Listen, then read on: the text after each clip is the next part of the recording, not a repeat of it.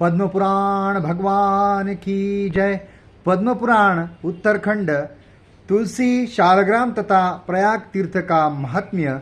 शिवजी बोले, नारद सुनो, अब मैं तुलसी का महात्म्य बताता हूँ, जिसे सुनकर मनुष्य जन्म से लेकर मृत्यु पर्यंत किए हुए पाप से छुटकारा पा जाता है।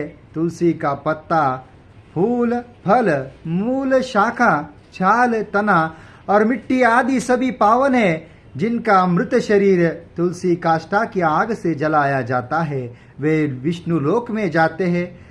मृत पुरुष यदि अगम्य आगमन आदि महान पाप से ग्रस्त हो तो भी तुलसी काष्ठा की अग्नि से देह का दाह संस्कार होने पर वह शुद्ध हो जाता है।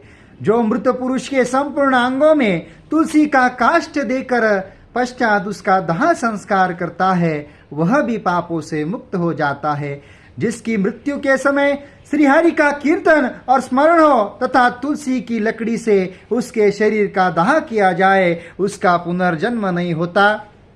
यदि दाह संस्कार के समय अन्य लकड़ियों के भीतर एक भी तुलसी का काष्ठ हो तो करोड़ों पापों से युक्त होने पर भी मनुष्य की मुक्ति हो जाती है। तुलसी की लकड़ी से मिश्रित होने पर सभी काष्ठ पवित्र हो जाते हैं। तुलसी काष्ठ की अग्नि से मृत मनुष्य का दाह होता देख विष्णु दूत ही आकर उसे वैकुंठ में ले जाते हैं। यमराज के दूत उसे नहीं ले जा सकते। वह करोड़ों जन्मों के पापों से मुक्त हो भगवान विष्णु को प्राप्त होता है। जो मनुष्य तुलसी काष्ठ की अग्नि में जलाए जाते हैं,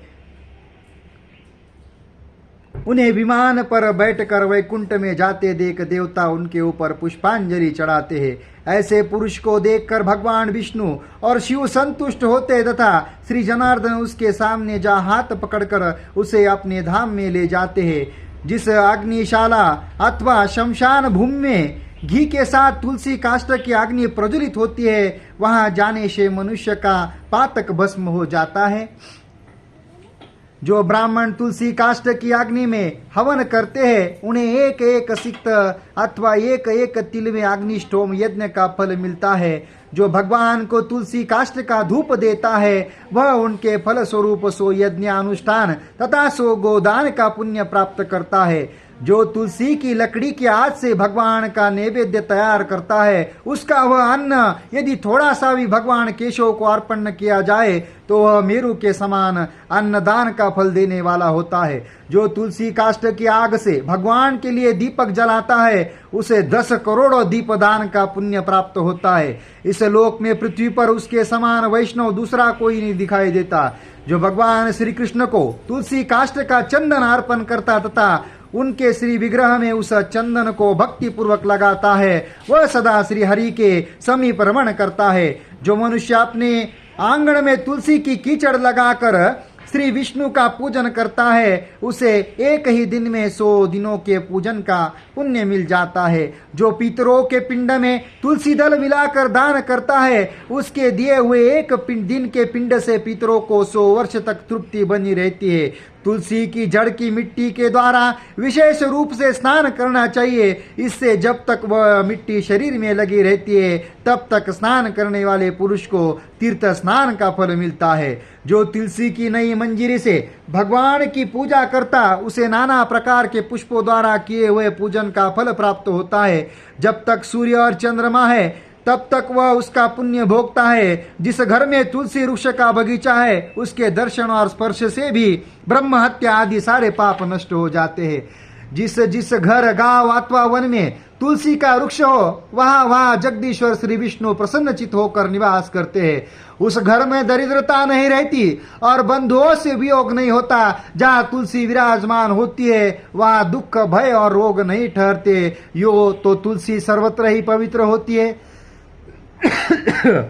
किंतु पुण्य क्षेत्र में वे अधिक पावन मानी गई है। भगवान के समीप पृथ्वी तल पर तुलसी को लगाने से सदा विष्णु पद अर्थात वैकुंठ धाम की प्राप्ति होती है। तुलसी द्वारा भक्ति पूर्वक पूजित होने पर शांतिकारक भगवान श्री हरि भयंकर उत्पातों, रोगों तथा अनेक दुर्निर्मितों का भी नाश कर डालते हैं। जहाँ तुलसी की सुगंध लेकर हवा चलती है, वहाँ की 10 दिशाएं और चारों प्रकार के जीव पवित्र हो जाते हैं। मुनि श्रेष्ठ, जिस गृह में तुलसी के मूल की मिट्टी मौजूद है वहाँ संपूर्ण देवता तथा कल्याणमय भगवान श्री हरि सर्वदा स्थित रहते हैं। ब्राह्मण, तुलसी वन की छाया जहाँ जहाँ जाती हो वहाँ वहाँ पितरों की तृप्ति के लिए तर्पण करना चाहिए। नारद, जहाँ तुलसी का समुदाय पड़ा हो वहाँ किया हुआ पिंडदान आदि पितरों के लिए अक्षय होता है। तुलसी के जड़ में ब्रह्मा, मध्य भाग में जनार्दन तथा मंजरी में श्री रुद्रदेव का निवास है, इसी से वह पावन मानी गई है। विशेष शिव मंदिर में यदि तुलसी का वृक्ष लगाया जाए तो उससे जितने बीज तैयार होते हैं उतने ही युग तक मनुष्य स्वर्गलोक में निवास करता है। जो पारणव श्राद्ध के अवसर पर श्रावण मास में तथा संक्रांति के दिन तुलसी का पौधा लगाता है उसके लिए वह अत्यंत पुण्यदायी होता है। जो प्रतिदिन तुलसी दल से भगवान की पूजा करता है वह यदि दरिद्र हो तो धनवान हो जाता है। तुलसी की मूर्ति संपूर्ण सिद्धियां प्रदान करने वाली होती है, वह श्री कृष्ण की कीर्ति प्रदान करती है। जहाँ शालग्राम की शिला होती है वहाँ श्री हरि का सानिध्य बना रहता है। जहाँ किया हुआ स्नान और दान काशी से 100 गुना अधिक महत्वशाली है। शालग्राम की पूजा से कुरुक्षेत्र, प्रयाग तथा नैमिषारण्य की अपेक्षा कोटि गुना पुण्य प्राप्त होता है। जहाँ कई शालग्राममयी मुद्रा हो वहाँ काशी का सारा पुण्य प्राप्त हो जाता है। मनुष्य ब्रह्म हत्या आदि जो कुछ पाप करता है वह सब शालग्राम शिला की पूजा से शीघ्र नष्ट हो जाता है। महादेव जी कहते, नारद, अब मैं वेदों में कही हुई प्रयाग तीर्थ की महिमा का वर्णन करूंगा। जो मनुष्य पुण्य कर्म करने वाले हैं वे ही प्रयाग में निवास करते हैं। जहाँ गंगा, यमुना और सरस्वती तीनों नदियों का संगम है वही तीर्थ प्रवर प्रयाग है। वह देवताओं के लिए भी दुर्लभ है। इसके समान तीर्थ तीनों लोकों में न कोई हुआ है न होगा। जैसे ग्रहों में सूर्य और नक्षत्रों में चंद्रमा श्रेष्ठ है उसी प्रकार सब तीर्थों में प्रयाग नामक तीर्थ उत्तम है।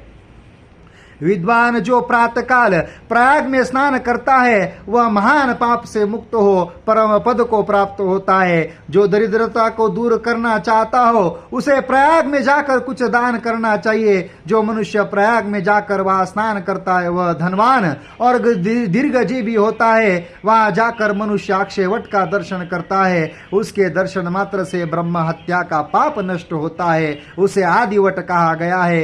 कल्पांत में भी उसका दर्शन होता है। उसके पत्र पर भगवान विष्णु शयन करते हैं इसलिए वह अविनाशी माना गया है।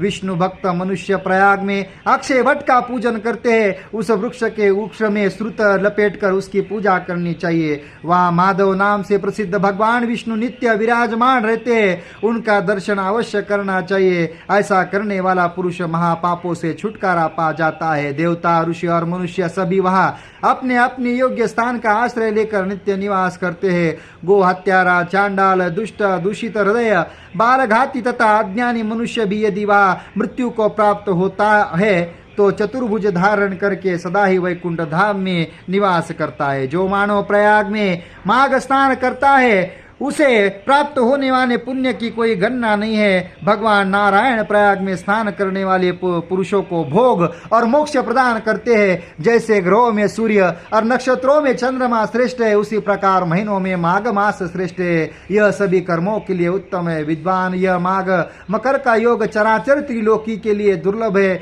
जो इसमें यत्यपूर्वक 7, 5 अथवा 3 दिन भी प्रयाग स्नान कर लेता है उसका अभ्युदय होता है। मनुष्य यदि चराचर जीव प्रयाग तीर्थ का सेवन करके वैकुंठ लोक को प्राप्त होते हैं। दिव्य लोक में रहने वाले जो वशिष्ठ और सनकादिक ऋषि है वे भी प्रयाग तीर्थ का बारंबार सेवन करते हैं। विष्णु, रुद्र और इंद्र भी तीर्थ प्रवर प्रयाग में निवास करते हैं। प्रयाग में दान और नियमों के पालन की प्रशंसा होती है। वहाँ स्नान और जलपान करने से पुनर्जन्म नहीं होता।